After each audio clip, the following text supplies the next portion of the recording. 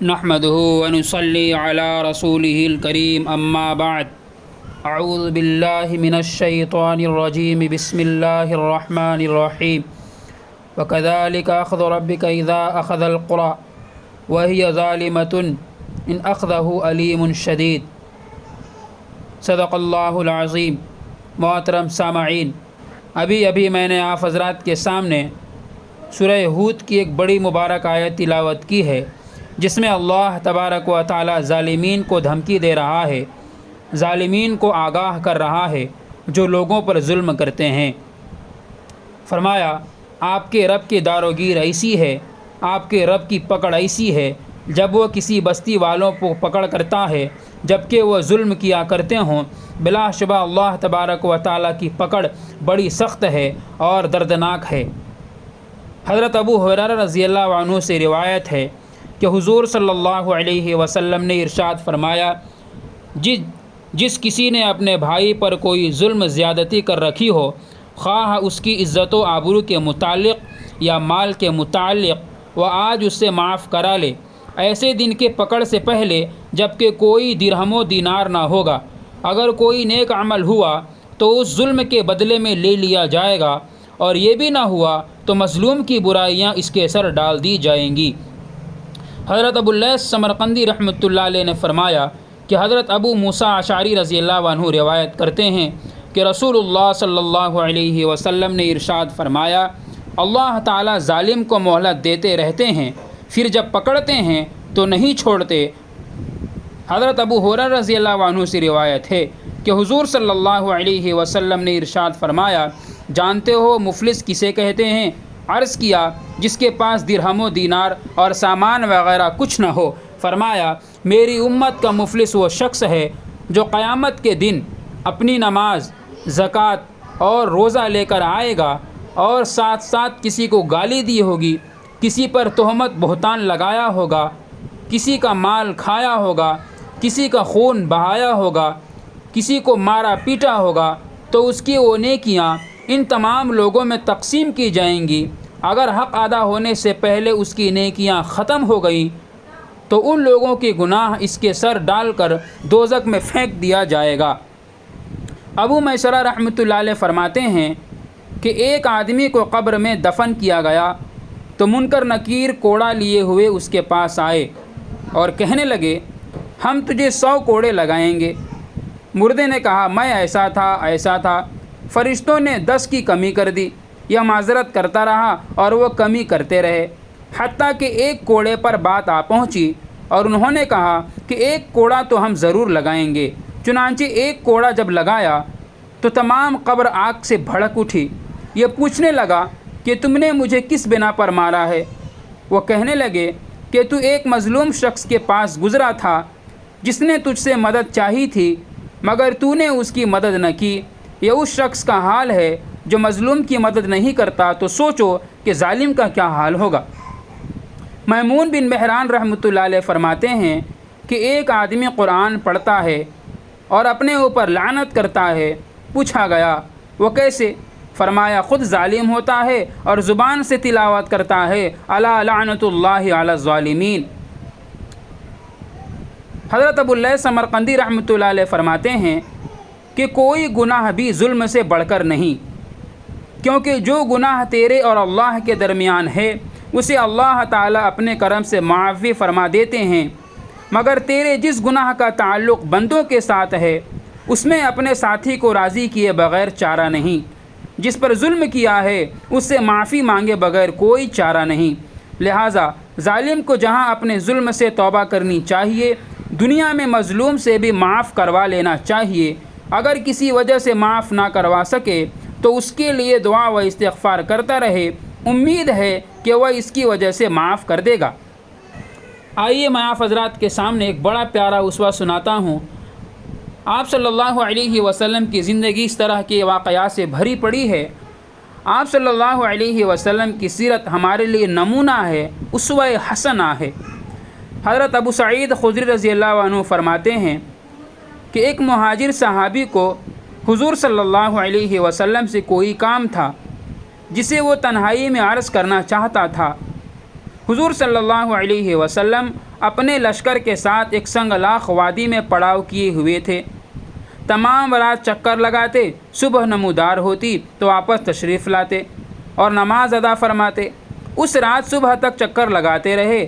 ناگاہ سواری سامنے آئی، آپ سوار ہوئے اور نماز پڑھانے کے لیے چلے تو اس شخص نے آپ کی ناقہ کی مہار پکڑ لی اور عرض کیا، مجھے آپ سے کچھ کام ہے۔ ارشاد فرمایا، مجھے جانے دو، انشاءاللہ کام ہو جائے گا۔ مگر اس شخص نے اونٹنی کی مہار نہ چھوڑی تو آپ نے ایک ہلکا سا درہ اسے لگایا اور نماز کے لیے تشریف لے گئے۔ فجر کی نماز پڑھا کر فارغ ہوئے تو لوگوں کی جانب متوجہ ہوئے، وہ آپ کے گرد جمع ہو رہے تھے۔ آپ نے پکار کر فرمایا، وہ شخص کہاں ہے جسے ابھی میں نے درہ لگایا تھا؟ آپ نے بات کو دہراتے ہوئے فرمایا، وہ شخص موجود ہو تو کھڑا ہو جائے۔ وہ شخص گھبرا کر کہ میں اللہ تعالیٰ اور پھر اس کے رسول صلی اللہ علیہ وسلم کی پناہ چاہتا ہوں، اس طرح کے کلمات پڑھنے لگا۔ مگر حضور صلی اللہ علیہ وسلم اسے قریب سے قریب تر کرنے لگے، حتیٰ کہ جب وہ پاس آ گیا تو اس کے سامنے بیٹھ کر حضور نے فرمایا کہ یہ کوڑا پکڑ اور مجھ سے بدلہ لے لے۔ وہ شخص عرض کرنے لگا، میں اللہ تعالیٰ کی پناہ چاہتا ہوں کہ اس کے نبی صلی اللہ علیہ وسلم کو کوڑا ماروں۔ آپ نے پھر فرمایا، کوئی حرج نہیں، کوڑا پکڑو اور اپنا بدلہ لے لو۔ اس نے پھر یہی عرض کیا کہ خدا کی پناہ، میں اللہ کے نبی کو کیسی کوڑا ماروں؟ مگر آپ صلی اللہ علیہ وسلم نے اصرار فرماتے ہوئے ارشاد فرمایا کہ نہ مارنے کی ایک ہی صورت ہے کہ تو معاف کر دے۔ اس شخص نے کوڑا ہاتھ سے پھینک دیا اور عرض کیا، یا رسول اللہ، میں نے معاف کیا۔ اس کے بعد رسول اللہ صلی اللہ علیہ وسلم نے ارشاد فرمایا، اے لوگو، اپنے رب سے ڈرو۔ جو شخص بھی کسی مومن پر ظلم کرے گا، اللہ تعالیٰ قیامت کے دن اس کا بدلہ دلائیں گے۔ ایک روایت میں ہے کہ قیامت کے دن مظلوم لوگ یقیناً کامیاب ہوں گے۔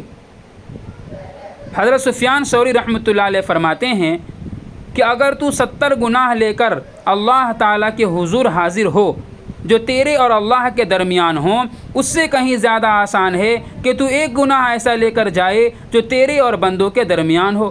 ابو بکر الوراق رحمۃ اللہ علیہ فرماتے ہیں کہ بندوں پر ظلم کرنا اکثر ایمان کو چھیننے کا ذریعہ بھی بنتا ہے۔ ابو القاسم حکیم رحمۃ اللہ علیہ سے کسی نے پوچھا کہ کیا کوئی گناہ ایسا بھی ہے جو بندے کو ایمان سے محروم کر دیتا ہے؟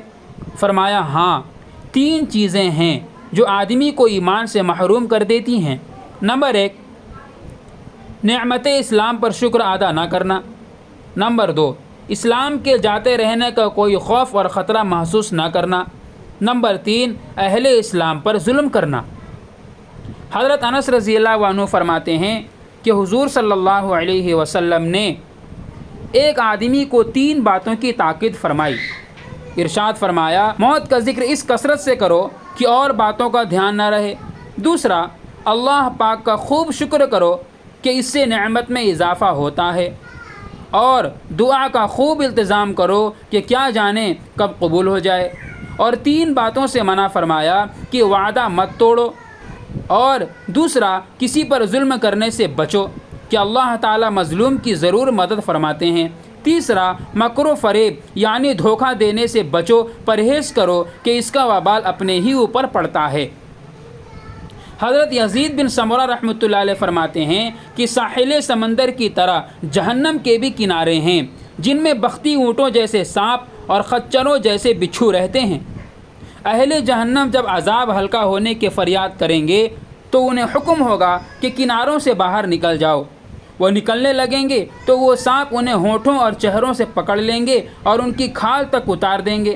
وہ لوگ وہاں سے بچنے کے لیے پھر آگ کی طرف بھاگیں گے۔ پھر ان پر کھجلی مسلط ہو جائے گی کہ کھجلاتے کھجلاتے ہڈیاں تک ننگی ہو جائیں گی۔ پوچھنے والا پوچھے گا، وہ فلاں، کیا تکلیف بھی محسوس ہوتی ہے؟ وہ کہے گا ہاں، تو کہا جائے گا یہ اس تکلیف کا عوض اور بدلہ ہے جو تو اہل ایمان کو دیتا تھا، ایمان والوں کو دیا کرتا تھا۔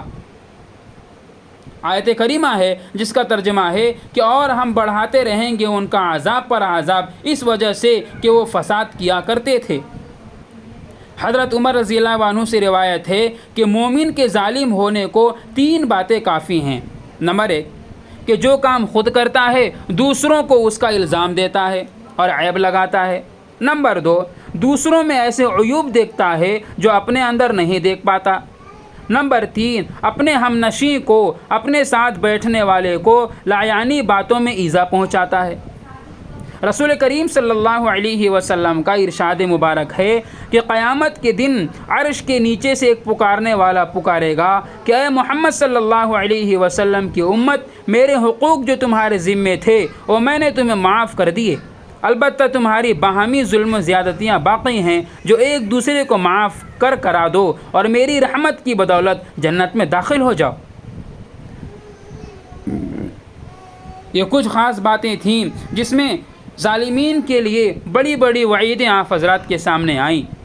اس لیے ہم تمام حضرات کو چاہیے کہ کسی کے اوپر بھی ظلم کرنے سے بچیں۔ ہم یہاں کسی کے اوپر ظلم و زیادتی کرتے ہیں اور اسے بھول جاتے ہیں، اسے نظر انداز کرتے ہیں، خدا نخواستہ کل قیامت کے دن وہ مظلوم کہیں آ کر اللہ کے سامنے فریاد اگر کر لیا تو ہماری آخرت تباہ ہونے میں کوئی تردد نہیں ہے۔ اس لیے ہمیں اس کی کوشش کرنی چاہیے کہ ہمیں کسی سے فائدہ پہنچے نہ پہنچے، ظلم ہرگز نہ پہنچے، کیونکہ اگر ہمارا شمار ظالمین میں ہوا تو اللہ تبارک و تعالیٰ بڑی سخت پکڑ کرے گا۔ اللہ تبارک و تعالیٰ سے دعا ہے عمل کرنے کی توفیق عطا فرمائیں۔ السلام علیکم ورحمۃ اللہ۔